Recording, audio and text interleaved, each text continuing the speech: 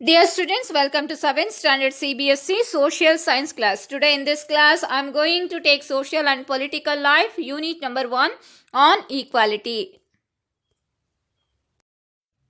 Let's see the topic on equality. India is a democracy. In the class 6th book, we looked at the key elements of a democratic government. These include people's participation, the resolution of conflict, and equality and justice. Equality in a key features of democracy and influences all aspects of its functioning. In this chapter, you will read more about the equality, what it is, why it is important in a democracy, and whether or not everyone is equal in India. Let's begin by looking at Kanta's story. Dear students, in the previous class, it means in the 6th standard, we had the lesson about the democratic government. It includes the people's participation, the resolution of conflict, equality and justice. Is it? Equality is the main key feature of the democratic country. So we'll see more about equality in this chapter, and before that we have to see the story of Kanta. Let's see the story. On election day, Kanta and her friend Sujata were waiting to cast their vote. So what happened that the day was voting election day. In that time they were waiting for cast their vote. Isn't it good, Suja, that we can all vote as equal citizens of our country? Even Jain Sahib is standing in the line with us. Yes, they were talking about the all persons who were standing in the line to vote. Various peoples are there in the line. In the above picture, we can see who were there in the line. First one, Manjit Kaur. She was a teacher. She was also standing in the line for voting day. Teja Singh is a trader, Girish Rao, a student, Kanta Devi, a domestic worker, Sujata Kumari, also domestic worker. In the next page, they have given Abdul Rahman, artisan, and Sabnam Bano, housewife, then Gracie Laleng, a consultant, and Isaac Laleng, a government officer, and Rukshana Mirza, a media person, and Yog Raj, an employed, and Ashok Jain, industrialist. They were all standing in the line for equal. They having equal voting rights because they were all standing in the line for cast their vote. Go on, Kanta, it's your turn now. So what happened? Suja told Kanta to, that is the turn of Kanta to vote. I will vote for the candidate who has promised to bring pipe water to our area. So in that time before she voting, she thought about who was the best person, best candidate to vote, select for. In that time she thought that the candidate who has promised to bring the pipe water to their area. So she selected that person and to vote. Afterwards, we will see you later, Kanta. Yes, Namaste, Sahib. They were, after voting, they were went off from that place. So while they were going home, they were talking about Gudiya has been running fever and I have to take her to the hospital. But I will have to finish the work at Sahib's house first and ask for some advance. So what happened? Kanta's daughter was not well. She has to take her to the hospital, but what happened? She has no money with her and she has to work in the Sahib's house, and after that she asked some advance to take her daughter to the hospital. At home, here, have some of this, you will feel better, and when I get back in the evening, we will go to the hospital. Okay, so what happened in the house? Her daughter was fall ill. In that time she gave something to her to drink to feel better from the fever, and she told her to by the evening we'll go to the hospital. It is no wonder that Gudiya falls ill often. The basti is never cleaned. So she was thought about that the area was not clean. It was filled with dirt. That's why her daughter every now and then falls sick because of that untidiness or uncleanliness area. make sure to do the corners properly. In Sahib's house, she was working cleaning the floor. In that time, Sahib told her to clean the floor properly. Here is your advance, Kanta, but don't make a habit of it. So she gave the advance for her, and she took the advance. No, madam.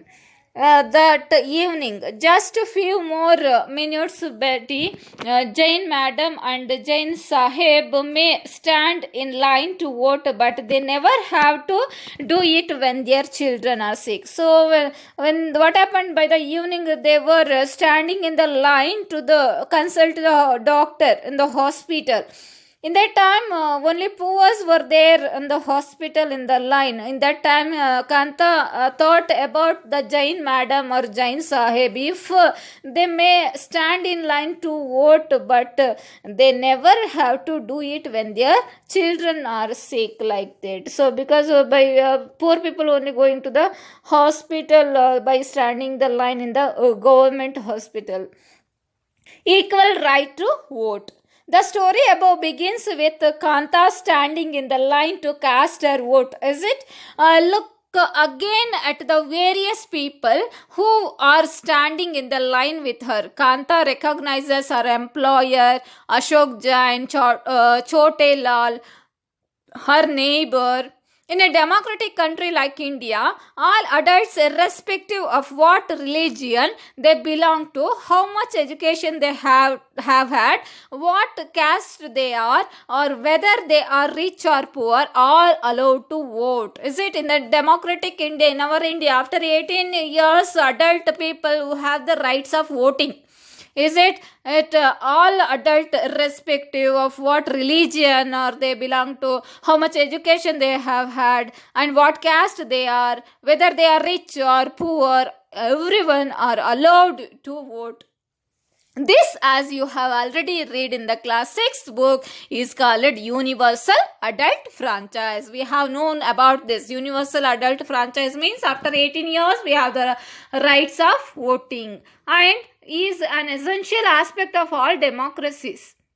The India of Universal Adult Franchise is based on the idea of equality because it states that every adult in a country, irrespective of their wealth and the communities he belongs to, has one vote. Kanta is excited to vote and happy that she is equal to all of the others because each of them has one vote. So it is right, everyone having the right to vote. It states every adult in a country, irrespective of their wealth and the communities, if they may be rich or poor, they has the one vote. Kanta was also very happy in that time voting because all equal, all of others, each of them has one vote. They were standing in the line. But as her day goes on, Kanta becomes less certain about what this equality really means. Is it? In the morning while voting she was happy, but in the evening she was not happy about that equality. Is it? What is it that makes Kanta unsure? Let's take a look at the day in her life. She lives in a slum and has a drain behind her house. Her daughter is sick, but she cannot take the day off from work because she needs to borrow money from her employers to take her child to the doctor. Is it? She unable to take her child as soon as possible because she has to work in her Sahib's house and will take some advance from her. After that, she carried her to the hospital. Her job as a domestic help tires her out, and finally she ends her day by again standing a long line. This line in front of the government hospital is unlike the one in the morning because most of the people standing in it are poor. In the government hospital, most of the people were poor. They were standing in the line. Do you think Kanta has enough reason to doubt whether she really is equal? List 3 reasons from the story how that might make her feel like this. You can do this.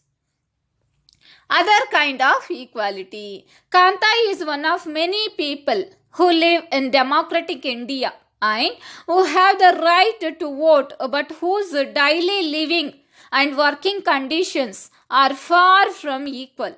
Is it? Apart from being poor, people in India experience inequality in different ways. Let us see what this means by reading the two stories given below.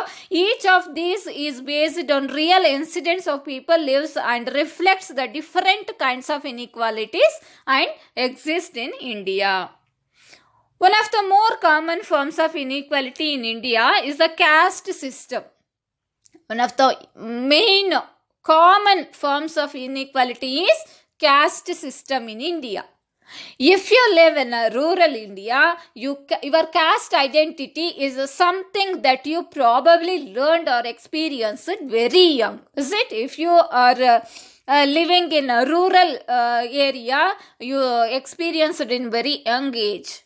If you live in urban India, some of you might think that people no longer believe in caste. In urban India, you might think that people no longer believe in caste. But just look at these matrimonials shown from a leading English newspaper and you will see how important the issue of caste continues to be in the minds of highly educated urban Indians. We will see what is that.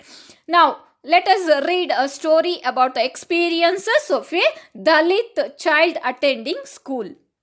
You have already read about Dalits in class 6th book. Dalit is a term that the so-called lower castes used to address themselves.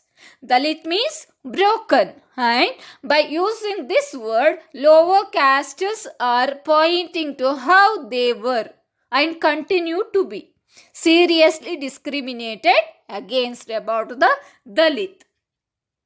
Om Prakash Valmiki, 1950 to 2013, is a famous Dalit writer. In his autobiography, Jutan, he writes, I had to sit away from the others in the class and that too on the floor. So, Om Prakash Valmiki was a famous writer, Dalit writer. In his autobiography, it is Jutan. In his autobiography, he wrote about his childhood days. He had to sit away from the others in the class and that too on the floor. He had to sit on the floor only in their classroom, far away from other children. That the mat ran out before reaching the spot I sat on. Sometimes I would have to sit way behind everybody, right near the door. Sometimes they would beat me without any reason. So he experienced such kind of sadness in the classroom. He had to sit behind everybody and right near the door. Or sometimes what they would happen? They would beat him without any reason because he was Dalit, poor caste, lower caste. When he was in the class 4th, the headmaster asked Om Prakash to sweep the school and the playground. So what happened? He was in the class 4th standard. In that time, the HM told him to sweep the school and also the playground. He writes, the playground was way larger than my small physique could handle, and in cleaning it, my back began to ache. So what happened? In that time, the playground was so large. He was a small physique, even a small 4th standard boy. While he was cleaning that, his back began to ache. He had the back pain. My face was covered with dust. Dust had gone inside my mouth. The other children in my class were studying and I was sweeping. So what happened? He was only sleeping the playground. But other students or classmates were studying in the classroom. Headmaster was sitting in his room and watching me. The HM was watching him while he was sweeping. I was not even allowed to get a drink of water. See how sad it is. He was not even allowed to get a drink of water also. I swept the whole day from the doors and windows of the schoolrooms. The eyes of the teachers and the boys saw this spectacle. So he cleaned everything, the doors, windows of the schoolrooms. Om Prakash, from morning to the evening, whole day he did that work. Om Prakash was made to sweep the school and the playground for the next couple of the days, and this only came to an end with his father. So it was came to end with his father. How? Who happened to be passing by saw his son sweeping. So his father suddenly came and saw he was sweeping. In that time, he confronted the teachers, and then walking away from the school holding Om Prakash's hand, he said loudly for all of them to hear, "You are a teacher, so I am leaving now. But remember, this much, master will study right here in this school, and not just him, but there will be more coming after him." So what happened? His father challenged the teachers. "You are all teachers, that's why I am leaving." That's why he was leaved. But remember, much master like Om Prakash Valmiki will study right in the school, and in this school only, just him. But there will be more coming after him. Like that, his father challenged the teachers, and he went off holding his son away. The second story is based on an incident that took place one of the India's larger cities and is common practice in most parts of our country. So that was the story of Om Prakash Valmiki we have learned. Another story is about the Ansari. We'll see what was that. It is a story about Mr. and Mrs. Ansari who were looking to rent an apartment in the city. So Mr. and Mrs. Ansari who were looking a rent house in the rent apartment in one apartment in the city. So what happened in that time? They had the money. And so paying the rent was no problem. So they had the money to pay the rent. It was not a problem. They went to a property dealer for help to find a place. So they consult a property dealer. They took help of them, and the dealer informed them that he knew about quite a few apartments that were available for rent. So few apartments were available in that time.